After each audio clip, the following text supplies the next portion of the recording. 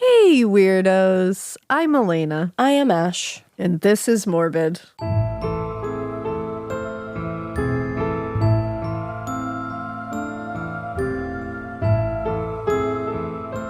Party. Party. Not really. Yeah, this is not going to be a party today. We're starting a series that a lot of you have asked for a long, long time. A long time. And I've been avoiding it just simply because this is a tough one. It's going to be a tough one. It's going to be a tough one for all of us. It's gonna be a long, long, tough one. It is. It's going to be a little long. It's going to be tough. And we are covering Fred and Rosemary West. Oh, So, goodness. We're going to break this up because there's a lot to this story. Fair warning right off the bat. So many triggers. I mean, All of all them. the triggers. This is a fucking terrible story. They are fucking terrible people. And it's a tragedy all the way around. So just know that. Buckle going up, in. Buttercup. But I need to start out by recommending a book that was written by the West's daughter, Anne Marie West. Whoa. And it's called Out of the Shadows. She endured things that no one should ever even have to think of in the darkest recesses of their minds. And I urge you to get her book and read her story from her point of view. Yeah, I feel like that's so important. Definitely go find it. We can obviously tell it from research and news reports and other books, but she lived it. So definitely go read her book. Definitely. But let's get into this because I don't even have it in me to banter before this one because it's a lot. But this happened this actually happened in the 90s. What? It kind of ended in the 90s, I should say. I didn't, for some reason, Feels in like my it was head, a it was lot like longer ago. 60s, 70s that it ended. I That's mean, weird. It spans over a long period of time. Yeah. But it kind of all culminates in the early 90s. Okay.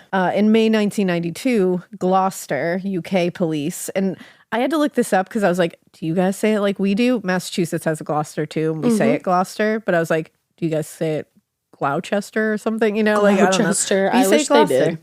So Gloucester, UK police received an anonymous tip claiming that Fred West had been sexually abusing his 13-year-old daughter, Louise, and that his wife had been physically abusing the girl. Oh, God.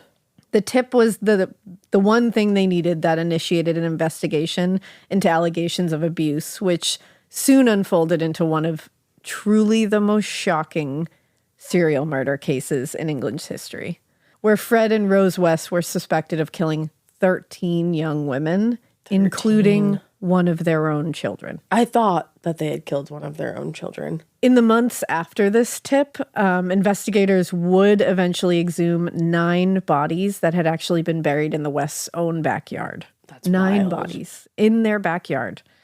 And evidence of several other horrible murders committed by Fred, some going as far back as the late 60s. Right, I thought so. So that's why this spans over such a long period of time, so you weren't wrong. Now, let's start this off by finding out who the fuck is Fred? Okay. Who is this fucking monster of a human being? So Fred West was born in Much Markle, and that's in, I'm going to try to say this correctly because I appreciate and respect our UK listeners, Herefordshire. Okay. Herefordshire, England. And I hope I said that right for you guys because, again, we live in Massachusetts. We also have weird town names and people get them wrong all the time. So I get it. We're trying. So Herefordshire, England, on September 29th, 1941. What would that make him?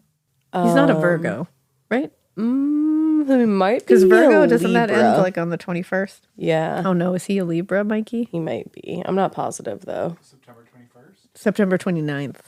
Oh, he's a Libra. He's a Libra. Yeah. I'm sorry you share a sign. But he was the second of 8 children born to Walter and Daisy West, which, like, Walter and Daisy sound adorable. Like those names they? together. It just They feels do. like, Walter and Daisy, I love that. yeah, it sounds like, and like you would never know, Oh. Oh. Now, 2 of his siblings actually died in childhood. Wow. So That's awful. as a farmer, because Walter was a farmer, as a farmer in a very rural part of the country, he was kind of struggling to make a living for that many children, and he was kind of barely able to provide for this family that just kept rapidly growing. And the West family often drank whatever unpasteurized milk Walter could bring home from the farm. That's like a thing right now. Oh, I know. Raw milk. Yeah, it's not good for you. No, it's not. Don't do that. Don't. And they got by on fruits and vegetables that they grew in their own garden. Despite living in a actually relatively big home at Moorcourt Farm, where Fred was employed, the living space was cramped because there was so many people. Yeah. The children were typically kind of like all crammed into like 1 or 2 bedrooms. Oh, It was tough.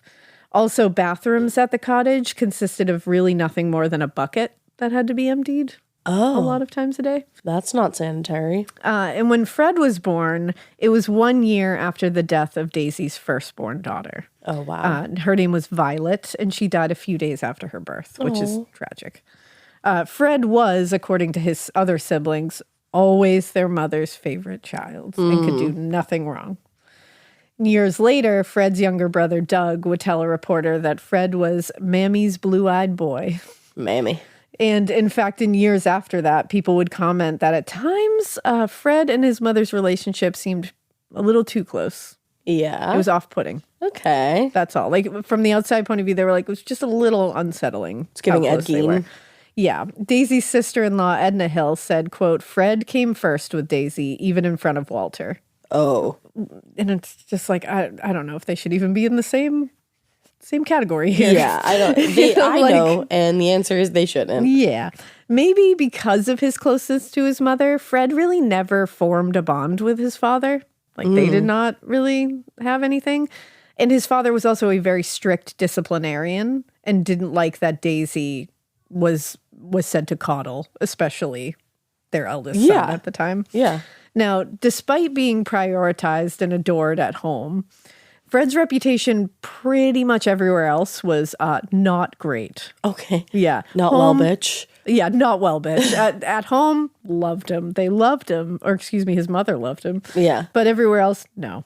According to author Howard Soons, Fred's classmates looked at him as being dim, dirty, and always in trouble because of his slovenly performance. Slovenly performance. Yep, slovenly performance, and he was dim and dirty. Dim is such a cunty, like, way to tell someone they're dumb. Yeah, You're it really dim. is. It's just like, you're really dim. Like when somebody says like, don't be dim. It's like, ooh. It's kind of like on the same level as like dingbat. It really is because like it. Because to me it gives the visual of like a light bulb that's just about to burn out. So they're like, you're fucking dim. Yeah. You know, like you're barely hanging on. Yep. To that one little piece of light. Poor you. But Daisy would have to defend her son against, you know, the things that the teachers would say. The teachers would be like, he's not doing anything. Like, he's really not He's a moving little forward. dim. He's slovenly. He's kind of just like hanging out. He's a sloth, this guy. He's a sloth. And his mother, Daisy, would have to defend him. And that kind of only made things worse because then he was labeled at school as a mummy's boy. And he was mocked and bullied at school. Which is sad. Yeah, which for the kid, sad. Right. As he got older, Fred only really became more isolated on the farm. He didn't really have a lot of friends or acquaintances to pass the time with, so he would just kind of help his father out on the farm. And he would, you know, work with his brothers, like that kind of thing. Yeah. And despite like hanging out together all the time and doing stuff on the farm and really just being in a cramped space together, Fred's relationship with his brothers, John and Doug, was kind of strained. And there was a lot of arguments that almost always escalated into physical fights with little provocation on Fred's part. Like Fred could get provoked very easily. He would snap. And Doug told reporters after Fred's death, because Fred is dead. I'll give you that in the beginning. Fred's gone. Bye, Fred. Bye. So that's your at least little piece of like, okay, at least he's not around anymore. Right. So Doug told reporters after Fred had died, I know it sounds rich now, but I disliked Fred from the outset. So he's like, I know because he's dead. It sounds a little wild, but like, and I know because we know all that we know about him. I realize this sounds like, right. I didn't like him from the first place, but he's like, I truly did not like my brother from the outset. Hear me out. He sucked. Like his own brother is like, I didn't like this kid from the beginning. Mm-hmm. And although Fred was the was like kind of like the biggest of the boys, like he was the one that was provoked the easiest. He was also kind of bullied by his younger brother John. Really? And Doug recalled John used to beat the hell out of Fred. And so like they really got into it. Damn. And they were usually like the fights would get broken up by their dad, who unfortunately, depending on his mood at that time, would punish them by whipping them with a belt. Oh my God. Now, by the time he reached 15 years old, it was pretty clear that Fred had really no interest in school or learning. He wasn't succeeding at all academically, so he dropped out and began working alongside his father as a general laborer at Moorcourt Farm. Okay. While it's clear that Fred's intellectual development was definitely somewhat stunted, there's also a question as to whether he was stunted in other areas, like social development, particularly with regard to sex later. Okay. Following his arrest, Fred told interviewing officers that his mother, and this is a trigger warning for sexual abuse, there's going to be a lot of that in this. So just please know that up warning. front. I'm going to try to warn you when it comes, but it's all over the place here. Yeah, it happens. And it's fucking awful. He told officers once he was arrested later as an adult, he said that his mother had sexually abused him beginning when he was 12 years old. Wow. And he said, quote, his father had sex with underage girls and had taught him to have sex with sheep. What? That's what he told officers when he was arrested. Oh my God. Mm-hmm. You said sheep? I said sheep. Okay. Yep. Years later in an interview, though, and remember, that came from Fred. Right. I want to be clear that Fred West is not a reliable source of information. Yeah. He's a fucking demon. Right. And it's like, so don't, because Doug West, and again, none of us were there. I don't know what happened in that house. I'm not saying anybody's right here. We're just giving you all the I want to give you all what they all have to say because it's important. Because nobody wants, he's not the most credible source in that family for sure. But Doug West, the brother, in an interview years later, very much denied any of his claims. Okay. He told the documentary crew in 2014, none of us was ever abused in any way by anybody. As far as mom and Fred and dad and animals, that was just fantasy by somebody. And that's what he has to say about it. Yeah. And he lived in the house, so I'm just, that's what both of them say. Yeah, both sides should be represented. And Doug chalked up these and other claims as just exaggerations and lies. And he said, we all know what a fantasizer Fred is. Which we will come to find out. 100% truth. Right. So whether Fred's more wild claims about sex were true or not, by his mid-teen years, he had developed a very strong interest in women and girls. Okay. Though the interest was rarely, if ever, returned. Yeah. According to Soons, when the boys would go into town to socialize, quote, Fred was always chatting up the girls, but his manner was crude, and they considered him boorish and unpleasant. Oh, no. These teenagers ridiculed Fred as a country bumpkin. Oh, that's not nice. Fred's behavior didn't do anything to endear himself. It doesn't sound like it. The source says if Fred saw a girl he liked at the club or a local dance, he simply grabbed at her. It did not matter to Fred whether she was interested in him or not. Sir, get your filthy paws off of us. He's just gross. Mm-hmm. He's gross. And entitled, evidently. Very entitled and aggressive. Mm-hmm. All of the above. Now, among the few things that did interest young Fred was motorcycles. And he loved going to the motorcycle shops off of High Street and nearby Ledbury. And to him, the vehicles were kind of like this freedom. They were like powerful, you know, all that stuff. Probably felt like it made him look cool. He kind of felt like he was like oppressed on the farm by his parents. They were very strict. He felt like his mom was kind of like all over him all the time. So he looked at motorcycles as like this, like, I can just go out in the open road kind of thing. That. At first, Daisy was, of course, not okay with Fred getting a bike, but she did relent eventually. And he agreed to sell it if he ever got in an accident or got hurt. Okay. So on the evening of November 28th, 1958, Fred was on his way back to the farm, riding his motorcycle that he had got, and was just a few hundred yards from home when he collided with a local girl who was riding a bicycle in the opposite direction. Oh, no. The details are not super clear, but it's And it's kind of unclear what actually caused the accident, but it was significant enough to attract the attention of a local farmer who came to run for help. And the man first helped the girl, who looked like, luckily, she had only suffered a few minor scrapes and cuts. Oh, good. She was okay. But then they turned to Fred, and he was in way worse condition. Oh, no. He was motionless in a large pool of blood. Ugh. When the ambulance arrived, his condition was considered very serious, and he needed complex care.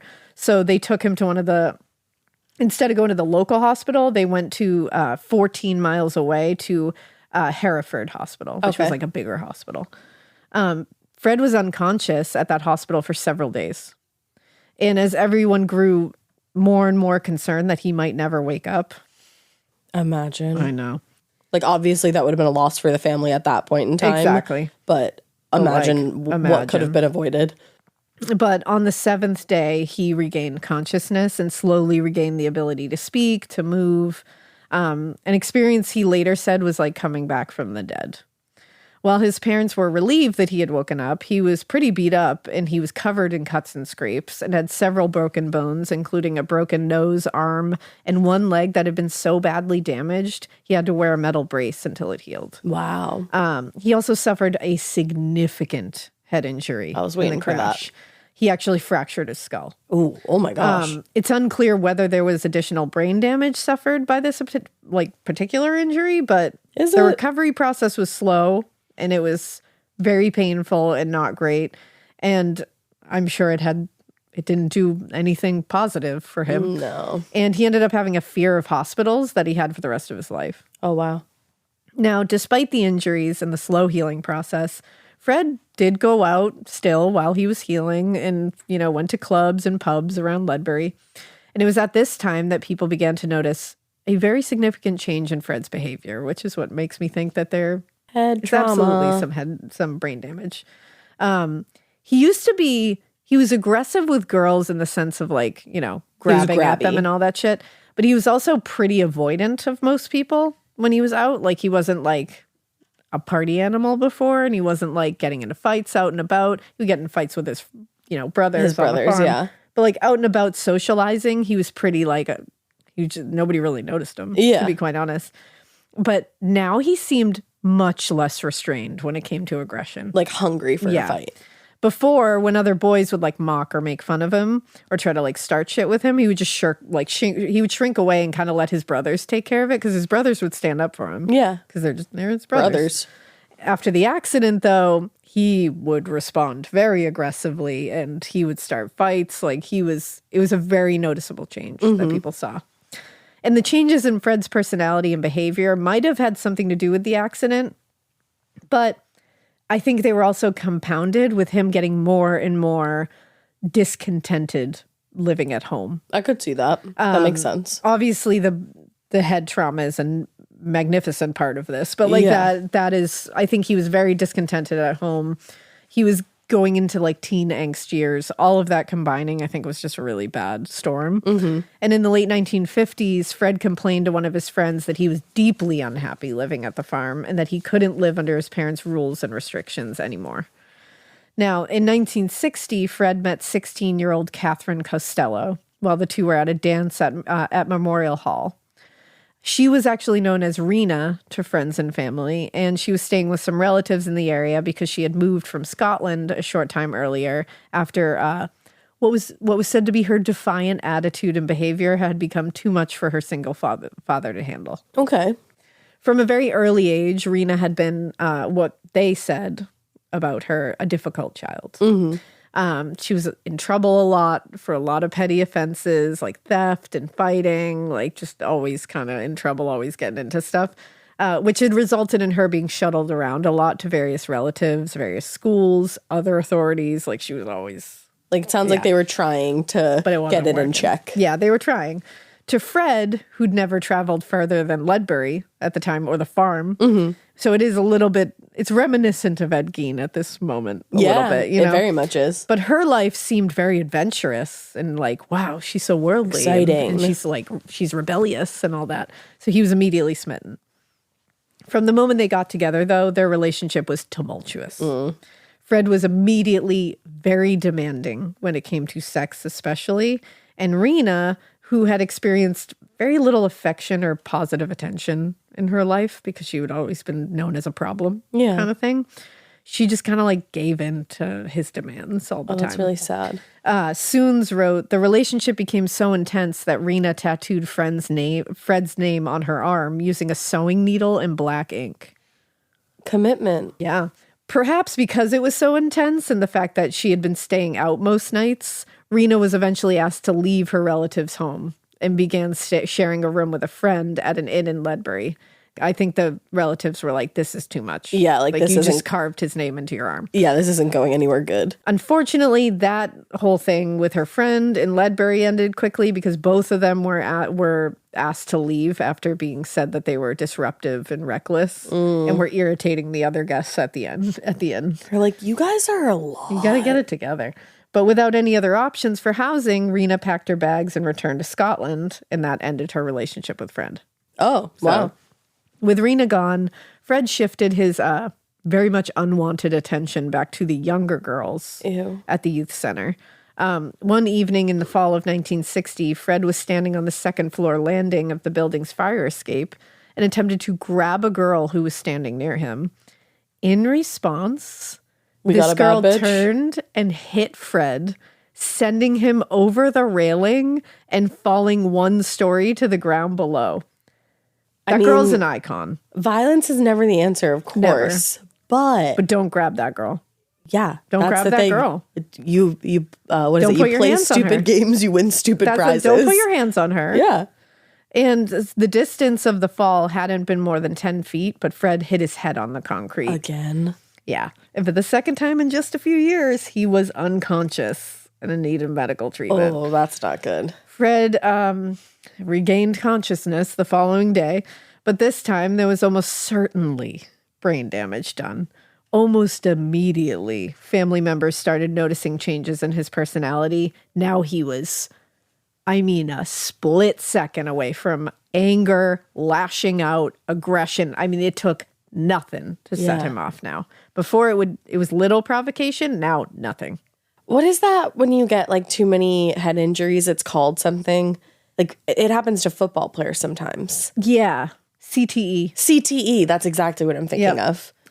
Chronic traumatic encephalopathy. Yeah. Yeah. So you're right. It might be similar to something like that. Well, and I wonder if like he eventually had that, had CTE. Honestly, you wonder that. It's a very valid thing. Yeah. I'm not armchair diagnosing. I'm just like, maybe. Just saying, like the behavior does line up. Now, beginning in 1961, Fred's unusual behavior became more apparent and problematic. He was very directionless at this time. He had very little to occupy his time. Wasn't really doing a whole lot. Yeah, because apparently if like CTE gets worse over time. Yeah. So I'm like, he definitely got worse over time. Oh. I also never understand these people, why, like, they have kids, but then they are so fucking put out by kids. And then, like, the other parent will be like, well, I'm going to take the kids and leave. And they're like, no, you're not taking my kids. You leave. And it's like, you're put out by those kids. It's an ego thing. Just let those kids go with someone who actually wants to take care of them. Such an ego thing. It's so fucked up. Yeah. So beginning in 1961, his kind of problematic behavior really went up a notch because he was super directionless at this moment. Yeah, it sounds like he wants to get out of the farm, but he's not making any moves to do it. He's dropped out of school. He's not really endearing himself to people around him. He doesn't have a lot to occupy his time at this moment. Right. So he starts shoplifting. Oh, that will help everything. That will help. Yeah, that will give you direction. Yeah. And in April, he had to make his first appearance in court because of it. Oh, wow. The shoplifting, while very frustrating to his parents, would turn out to honestly be the least of Fred's troubles that year. Because in June, just a few months after the arrest for shoplifting, Fred's 13-year-old sister, Kitty, disclosed to their mother, and again a trigger warning, Oh, no. 13 years old, that Fred had been sexually abusing her for months and that she'd become pregnant. Oh, my God. Yes. Oh, my God. Yeah. I told you, this is really bad. Wow. Really bad case. Daisy, the mother, took the girl to be examined by a doctor, and that initiated an investigation, and Fred was soon arrested. Yeah. Now, How the fuck does he make it out of that? the family was horrified, and obviously Sure. horrified, humiliated, shamed, All of the above. all the things. Fred didn't understand why anyone was upset with him. And that does make That you concerns wonder. me. It definitely concerns about me. his claims. For sure. According to Soons, he was, quote, belligerent with police, answering their questions as though they were completely unimportant. What? In fact, the more that investigators asked Fred about the allegations and interviewed him, the clearer it became that his attitudes and interests around sex were far from normal or average. Yeah, it sounds Very, like it. very abnormal attitudes about it. Fred acknowledged and was like, yeah, I have. He said he had been molesting and assaulting young girls, multiple, for years. But he wasn't ashamed of his behavior. He was really just kind of perplexed as to why everyone was making a big deal out of it. He was even quoted as saying, well, doesn't everyone do it? Oh, okay. Yeah. See, Yeah. yeah, No matter what, something's very wrong here. very wrong. Like, very wrong. Now, the arrest and allegations caused, honestly, nearly everyone in the family to distance themselves from Fred. Yeah, Some disowned him completely. Like, some just were like, no, thank you. you can very much understand that decision. He was briefly held in a cell following his arrest, but was unable to, or he was able to make bond, so he ended up being released. What the fuck? The problem was that no one wanted him to come to the family home any longer, so he was sent to live with his Aunt Violet, and he was going to stay with her pending the outcome of the trial. Now, in the following months, however, and this is just really sad, Kitty grew kind of reticent about testifying in court. And when the time came for her to testify, she didn't want to participate. And I mean, you can understand that. absolutely, That would be she's a young girl. humiliating. Exactly. And so the trial did fall apart, kind of. Yeah. And the charges were dismissed. Now, by the summer of 1962, Walter and Daisy West appeared to have gotten over their feelings of shame and humiliation about Fred and his behavior. And despite protests from his other siblings, they welcomed him back into the family home. I don't understand. Yep. What? That's like months after this happened. This poor girl. Now, in the meantime, Reena, the girl he had been dating, had found life in Scotland to be much more difficult than she imagined. It was worse than when she had left it the first time. She was barely at this point managing to keep herself afloat. And she was having to resort to like what she didn't want to do, which was sex work and petty theft to get herself just even by, just floating above the water. So she was tired of this whole thing. She was tired of the cycle that she was finding herself in. So she ended up coming back to England in the summer of 1962. And immediately they started dating again. Okay. So just before she left Scotland, Reena did have a brief relationship with a man and she had become pregnant. Okay. Now, when Fred learned that she was pregnant, he was angry. And he was angry. And at first you're like, what do you, like, you weren't together. Yeah. You know, like that's none of, you know what I mean? Like, you can't be angry for her for what she did when you were not together. Yeah, she's in a completely different place. But he was angry because he was racist and this man was Asian.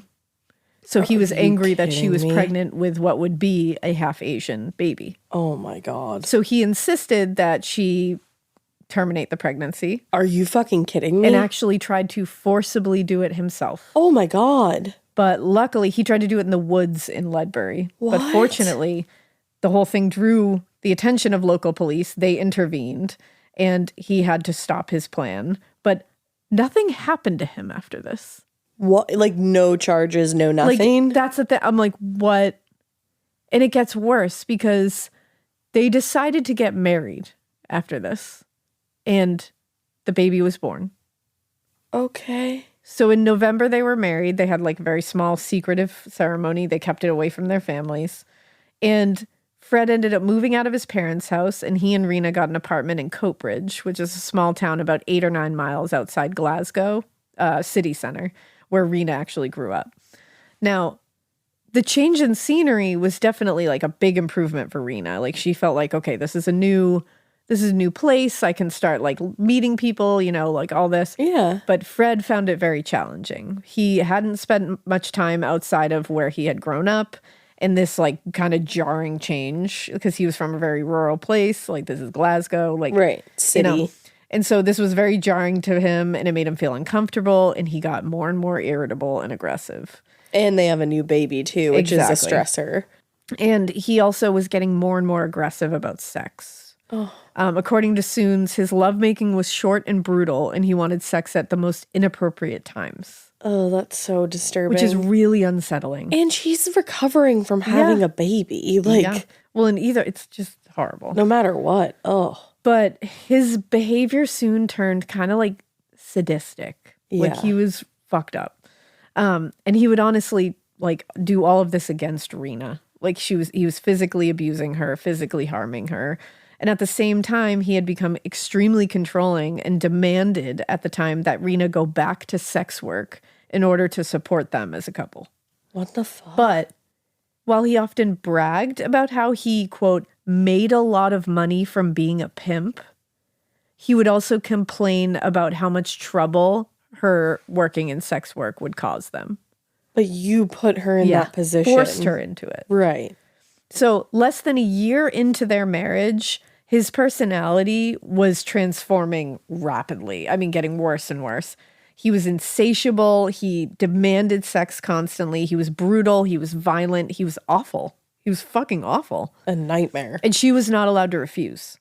Oh, she could not refuse. That. And he was often, people like said that he would slap her in the head, in the face. Like he was really awful. That's really sad. And it honestly took very little to send him into a rage. And like all it really took was something very minor, and he would get physically aggressive. Now, in March 1963 is when Reena actually gave birth to a baby girl named Charmaine. And that's the baby that we're talking about.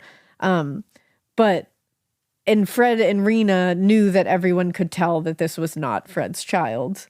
And so, like, that would normally not, you know, why would you care? Like this, you know what I mean? Like, this isn't.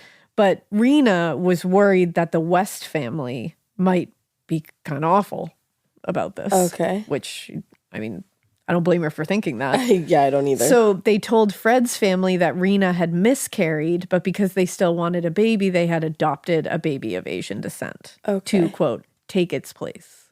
Uh-huh. Even worse was that Fred immediately took a dislike to this baby. Oh, no. Because he said it didn't resemble him at all, and so he didn't want anything to do with this baby. Why the fuck would the baby resemble you? It's not your baby. It's not your baby. That's kind of how that works. So poor Charmaine took, like, immediately was the bane of his existence. Just as a baby. Just coming into the world. God. And in the years that followed her birth, Fred's abusive behavior only worsened, and he honestly would never form any kind of bond with Charmaine at all.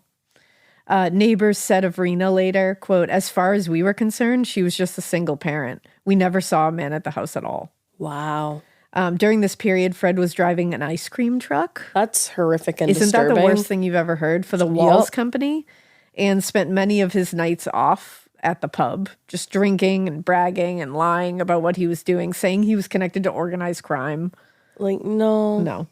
In 1964, Reena became pregnant again and eventually gave birth to a second daughter they named Anne-Marie. Unlike his relationship or lack thereof with Charmaine, Fred really doted on Anna and would like fuss over her. Yeah. And he would just completely neglect and ignore Charmaine. Well, and I'm sure it was almost a way for him to mess with Charmaine. To punish her, exactly. And of course, they needed like a bigger place to live at this point because they're expanding their family. So Fred and Reena moved to a larger apartment, and this one had a large garden. And while the other neighbors would kind of plant small gardens or grow, you know, some vegetables here and there, he kept his plot just raked over. And he would tell Nick, because neighbors would be like, what you doing over there? Like, why don't you have like an actual garden? Yeah. And he said, I'm keeping it for something special. Oh, I hate that. Yeah. Because I don't know what his definition of special is, and I don't know that I want to know. After a while, he would spend nights out in the garden and would take girls he'd picked up on his route there to have sex. Oh. Yeah. And what's really frustrating is that this particular area eventually got demolished to make a way for a highway system. So it's kind of impossible to dig up. And that means it's unknown whether some of Fred's victims could be buried in this particular garden. I feel like it's pretty known. Yeah. Now, as they entered 1965, it seemed that there was really no hope that this relationship was going to get any better. Yeah. It was just getting worse. Right. And it turned out that they were kind of bound to get worse and worse as we go. At one point during the first half of the year, Fred was driving his ice cream van in the Glasgow suburbs, and he accidentally hit a small boy and left him dying in the road. Yeah. And a crowd had gathered, and Fred was brought into the local police station where he was interviewed and was released after investigators determined that it really was a tragic accident. And the child had been excited seeing the ice cream truck and had ran in front of the truck. Oh, that's so sad. But who really knows if that's the case? Exactly. What we know now. What we know now, and you accidentally get into collisions with two people. Yeah. I don't know. What are the odds of that? Yeah. But despite having been cleared of any wrongdoing, the neighborhood definitely turned on Fred. Mm-hmm. He was pretty much shunned by everyone. So he couldn't make any money locally. So he decided it was time to return to England where they could be closer to Fred's family. Okay. Now, the couple's relationship continued to get worse and worse and worse. And by 1965, Fred was carrying on affairs with several women, not trying to hide anything from Reena. He was just doing it right out in the open. And by that time, Fred was barely home anyways. And when he was just an abusive piece of shit. Yeah, it was probably preferable that he wasn't home. So Reena was responsible for raising 2 small children on her own, which would be hard for anyone. And working, supporting the family, because he's not working. And sometimes when she rarely got time by herself, but when she did, she would go to one of the local cafes, and that's where she met Isa McNeil, who was a young woman with whom she'd been kind of like casually friendly. Now, Isa had recently lost her job at a clothing factory and was kind of desperate for more work. So Reena was like, why don't you come on as a nanny and you can help me with Charmaine and Anna in exchange for room and board? Oh, God. And she was like, sure. It didn't take long for McNeil to begin to notice the strange and very tense dynamic that was in the West household. That would be terrifying to walk into that. She said when Fred was home, the girls were left on the bottom bunk of a bunk bed where they were essentially kept penned in by metal bars and would only be allowed to be out when he left. What the fuck? Yeah. And of course, there was a horribly abusive relationship between Reena and Fred. And he didn't hide this at all. He did it right out in the open. Wow. And despite all of this, Isa introduced the West to her friend Anna McFall, who was a teenager with a history full of tragedies and trauma, kind of like Reena. That's sad. She had very little familial or social supports around her. And Anna began spending a lot of her time at the West apartment and soon became kind of a regular presence around the home. Yeah. Now, after the accident, the accident with the little boy, Fred had told Reena they needed to move back to England where he would be able to make a living again. But seeing it as an opportunity probably to get away from her abusive husband, Reena was like, no, I'm not going with you. But Fred took the girls and returned to Much Markle in the spring of 1965. He took both of them. The girls. This is what I mean. I don't understand when people, he obviously doesn't want to be a father. No. In the sense that you should want to be a father. It's a way to punish Reena. But he's just taking these children, what? So you can abuse and neglect them? What? It doesn't make any sense to me. And again, I don't know why he was allowed to take those children. I don't know how any of that all happened. But of course, Reena immediately began stressing and missing her children. So she went back to England to live in Fred's parents' home again because she really just wanted to be around the kids. Yeah, to probably protect them. Yeah. And now, of course, this living situation at the West became very uncomfortable. It's very crowded. They're with his parents. That's a lot. So Fred and Reena moved with their children to the Willows, which was a caravan site near Much Markle. Now, at first, things seemed like they might be at least plateauing, getting a little better, I guess. Reena found a job serving tea at a local cafe. Fred got a job driving a truck for a local company. But their relationship was still very tumultuous and very unstable. Yeah. And Reena was spending a lot of time away with her family in Scotland. And on one of her trips to Glasgow, she ran into Isa McNeil and suggested that the young woman return to England and stay with her, since she had been having trouble with her parents at the time, too.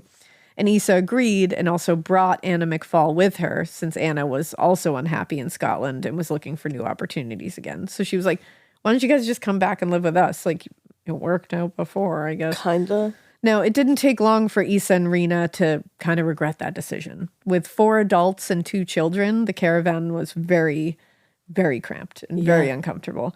And it was just making all the tension worse.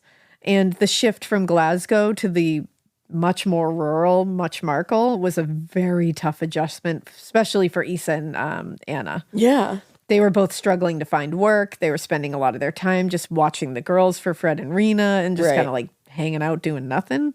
So after a couple of months with Fred and Reena, the situation became so bad and so tense and so uncomfortable that Reena sent a letter to her former boyfriend, John McLaughlin. Okay.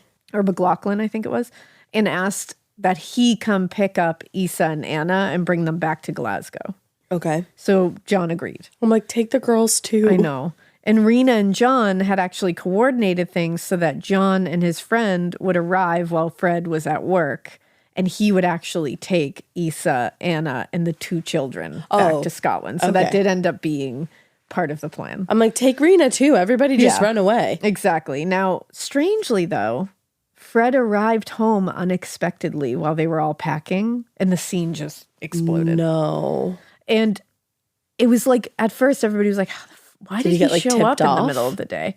But Howard Soons, who we will link his sources in our show notes, he thinks that Anna actually told Fred about the plan a few days earlier. Why? Now, both Isa and John McLaughlin apparently now believed that Anna had told Fred of their scheme. And she had become very friendly with Fred in the recent weeks. And in the end, Fred refused to let the children go. Oh. And Anna very calmly told everyone that she was going to stay on as Fred's nanny so they could all go.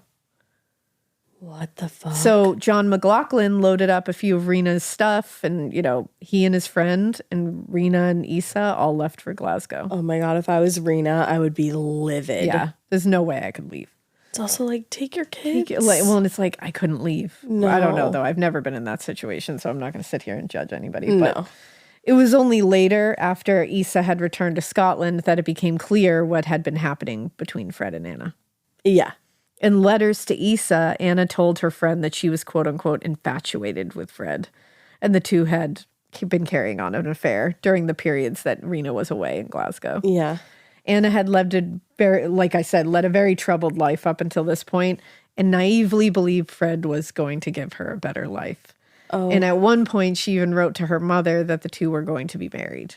Okay. Ignoring that little inconvenient fact that Fred was already married to Reena. Right. Well, it seems pretty unlikely that Fred was going to go through with this whole thing. He did give the impression that he might.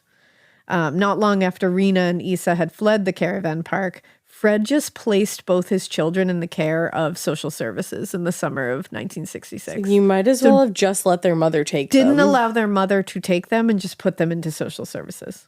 That's absolutely bonkers. Now, when Reena learned this, she returned to England to get her children. Of course. And began living at a different caravan park a little ways away from this one. And although she was happy to have her children back, Reena was surprised that she was kind of irritated and feeling a little jealous over Fred's relationship with Anna. I mean, regardless. I mean, that's on trauma. Exactly. It makes sense. And Fred had engaged in clearly many affairs in the past that she knew of, but they were all like, in her eyes, they were like at least out of sight, out of mind. People she didn't know. Yeah. And they were never serious in her eyes. That's different when you bring on somebody to literally care for your children. And that, I can't imagine. No. And his relationship with Anna was like, it seemed like she was being replaced. Yeah. Too, like as like the mother of the wife and mother. Right.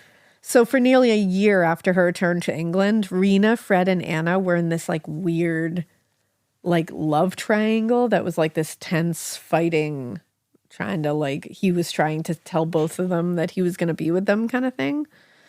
And after suffering a great deal of abuse from Reena, obviously, Anna moved out and found lodging somewhere else. Okay. But Reena remained pretty ambivalent and continued splitting her time between the caravan park with Fred and her family's home in Glasgow. So things were just still going on this roller coaster of just shit. Trauma. Things took a turn for the worse in the spring of 1967 when Anna announced that she was pregnant with Fred's child. Okay. By then, Anna was still serving as a nanny for the West children and saw her own pregnancy as an opportunity to convince Fred to divorce Reena and marry her. Uh-huh. This is all so fucked up. It is. And Fred was not interested in marrying Anna. In fact, he was pretty uncomfortable with the arrangement since Reena found out about his affair and was now worried that, which none of this is going to make logical sense because nobody's logical in this situation. No. But now he's worried that if Reena found out about the pregnancy, she was going to leave him for good. Suddenly he cares. Well, he enjoys toying with He likes the multiple power women at the same dynamic. time. Yeah, Exactly. and he doesn't like that it's going to be disrupted here. And that Reena can take the power and say, like, fuck you, I'm gone. Exactly. But that April, very pregnant Anna McFall disappeared from the caravan park. Oh, no. And she was never seen alive again. Oh, no, Anna. No one ever reported Anna missing. No one investigated it. No one looked into it. That's so sad that she didn't have anybody that, like, looked after her. It's awful. To care. Her own you mother know? didn't report her missing. That's so messed up. It was later, after Fred's arrest in 1994, that details of her whereabouts were actually learned. Throughout his multiple interrogations and interviews, Fred repeatedly denied killing Anna. He said, nope, I didn't do it. But, weirdly, he had no trouble directing them right to a cornfield where she was buried. Uh-huh. He couldn't have known she How was would you there know? unless he, at the very least, played a part in putting her there. Right. While investigators were never able to conclusively prove that he killed Anna, Pretty likely. there were also rumors that he had admitted it to cellmates during his incarceration in 1994, telling them that he stabbed her one evening after they got in an argument. Oh, God. Now, despite having been given a general sense of where the body was buried, it actually took authorities nearly 2 months to find her. And when they did finally exhume Anna from her grave in the Muchmarkle cornfield 27 years after she was murdered, her remains were entirely skeletal, as were the remains of her unborn child. Right. He killed not only her, Yeah. but their baby as well. The body had been dismembered, and there was a dressing gown type cord wrapped around her neck and wrists and then tied under the ribs as though she had been restrained. Oh, my God. Also found in the grave were 2 large plastic bags with several pieces of blood-stained clothing, and that what was either a large floral print sheet or curtain. That's horrific. Absent from the body, though, were several small hand and foot bones, but no one can tell where they went or why they weren't there. Interesting. So now it's like, did he torture her? Yeah. Did someone torture her and remove fingers and toes? Oh, man. Because he's a brutal fuck. Yeah. We will find out. And she was restrained. Right. So it's like I mean, I can't think of possible another that he did something awful. I can't think of another explanation. Yeah. Now, in the weeks after Anna disappeared, coworkers and others who knew him recalled that Fred became very irritable, very anxious, very easily distracted. Noticeable difference. Yeah, paranoid. That changed a short time later when Reena returned, happy to find that Fred and Anna's relationship had ended because she had no idea what happened. Right. And they started living together again and took the children out of, completely, because she was able to claim her children in social services, but they weren't entirely taken out. Oh. Yeah.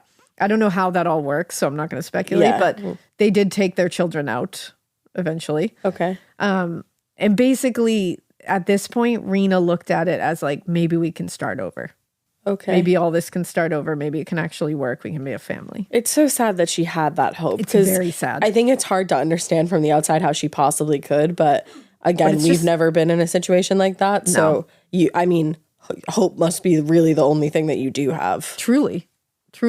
Now, not long after Reena returned to living with Fred, he found a new job as a laborer. He was working at a local grain mill near the caravan park where they lived. And at the same time, he was still spending all his nights at a pub, at cafes, And he was spending it mostly at this place called the Poppin Cafe, which is a very seedy bar in Gloucester, known to attract unsavory customers and petty thieves. Now, according to Soons, it was the kind of place where, quote, pornographic photographs were circulated and stolen goods changed hands when the owner was not looking. Interesting. Now, it was at this cafe that Fred likely met 15-year-old waitress Mary Bastholm. 15. On the evening of January 6, 1968, Mary had plans to meet her boyfriend, Tim Merritt, who lived about 5 miles from her home, and she was last seen waiting for the bus on Bristol Road at about 7:15 p.m. Waiting at the bus stop at the other end, Tim was surprised when the first bus stopped and Mary did not get off. And then he became alarmed when the second bus came and went, and Mary was nowhere to be found. So Tim asked a friend to drive him to Mary's house. And he was like, okay, maybe she just went home and we got our our wires crossed and she didn't realize she was supposed to meet me. So he was like, he went to her home. But when he went there, he was kind of shocked and very alarmed when he found out that no one there had seen her either. And they were like, I thought she was meeting you. So the disappearance was very out of character for her. She was a very responsible girl. Yeah. This just wasn't her. She wasn't floating around Right. not knowing where she was. So Tim immediately called the police and reported her missing. Now, especially back then, even now, police have met reports of missing teenagers with a little bit of Runaway. they don't really want to expend their valuable resources on searching for someone just to learn that they'd run away. Right. Or go on to stay with friends and they're going to come back. And that's kind of that's usually what we get in these situations. But here, luckily, they did take it very seriously. Because, Oh, wow. I guess because Mary, everyone in her life was like, this No literally way. isn't her. She's never done this. It's just it's a gamble. You never know what you're going to get in a situation You really like don't. that. That's the thing. And you don't, because there's some situations where the whole family's sitting there being like, she's never done this. She wouldn't do this. And they're like, I bet she did though. So it's like, this one just happened to be one that worked out where they immediately started looking. Chief Constable H.D.J. Smith told reporters, we're very concerned for the girl. And I think part of this, is just honestly, it's a kind of 50-50 shot of what you're going to get from them in this situation. But also it did help the case here that unfortunately several local girls at the time had been assaulted in the area over the last several months and years. And detectives were like, okay, this could be in the same vein. So they did jump at this because they wanted to stop it before it happened again. Makes sense. Which is a good thing, but obviously it's awful that it was going on at the time. So the search continued for several days for Mary, with more than 125 officers combing the city, all out for this. But there were no clues, no leads. They couldn't find anything on where she had gone. So they were very frustrated. And at this point, local police called on Scotland Yard for assistance. And 2 detectives from the yard were assigned to the case. The sudden assignment of yard detectives caused many to speculate that the case was now being investigated as a murder, because that's a big switch.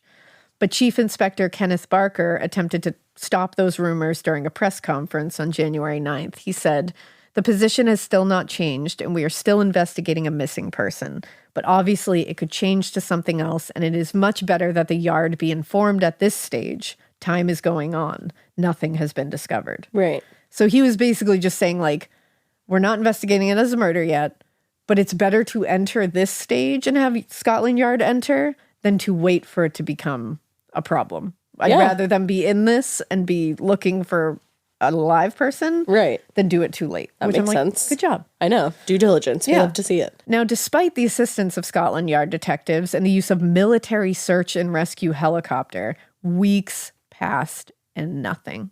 No sign of Mary. No clues of where she could have gone. This must have been so frustrating. Yeah. After 2 weeks, nothing had changed in the investigation. Investigators told reporters at that point they were, quote, waiting for something to turn up, and the possibility cannot be discounted that Mary might have gone off on her own accord. Because at this point, they're like, maybe she doesn't want to be found. I don't know. Now, of course, Mary had not gone off on her own accord. And unfortunately, her body would not be found. Ever. In 1998, Fred's son, Stephen West, told reporters he was convinced his father had killed Mary Bastholm. He said his father had boasted in prison how her body and others would remain undiscovered. Oh, God. Fred had always denied killing Mary, and while they strongly suspected he was very much responsible for her disappearance, investigators were never able to formally connect him. Right. Without a body, it's like impossible. Yeah, but Stephen claims his father admitted several other crimes to him in the months before his death and alluded to the fact that Mary was one of those victims. During one visit, Fred allegedly told his son, quote, "They are not going to find them all, you know, never." And I believe his son. I do too, of course. How are you that evil? He's bottom tier. I mean, bottom tier. Even evil. in death, too, to go to the grave. Yeah. Not ever admitting the full He didn't scope want of to everything. He didn't give a shit. And when Stephen asked if Mary was among those people, Fred replied, "I'll never tell anyone where she is." Oh, God. And he didn't. That's so evil. A 15-year-old girl. That was just waiting at a bus stop, probably. Now, following his arrest, Fred frequently made references to other victims, but he was intentionally vague, and he would never give details or names, just reference them, kind of like hint at them. He loved that shit.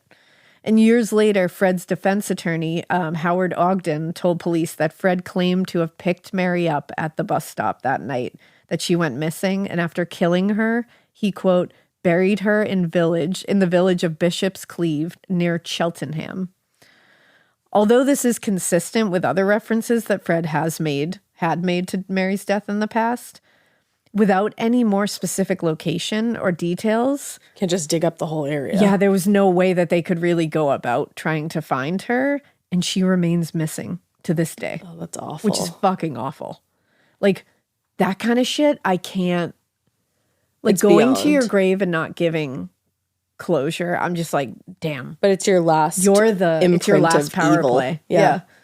Now, in the year that followed Mary's disappearance, Fred continued a very sharp spiral downward, was arrested several times for petty thefts, other minor offenses.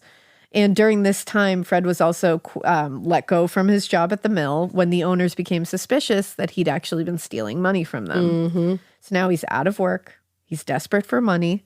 And so he worked a few months driving a septic truck before landing a full-time position driving a delivery truck for a local bakery. To not deliver my baked goods. The wholesome jobs that he was holding at times, I'm like, I hate that. Yeah. It's like akin to Ed Gein being a babysitter.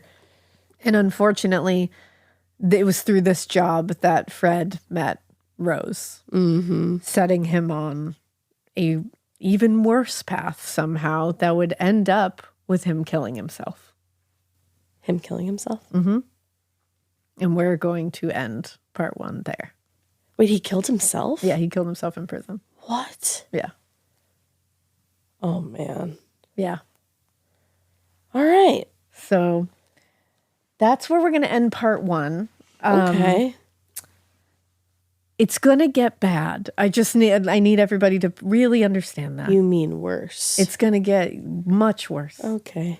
I'm going to do my best I'm going to give you what happened, but yeah, but I'm going to do my tastefully. best to not, get too into the nitty gritty. Yeah. That's not helping anybody, but we're here. Here we are. It's an awful story. It's awful for everyone involved. Well, with all that, Yeah. we hope you keep listening. And we hope you Keep it weird. I don't gotta tell you. I know. It almost, I couldn't even get that weird out. I was like, oh, weird.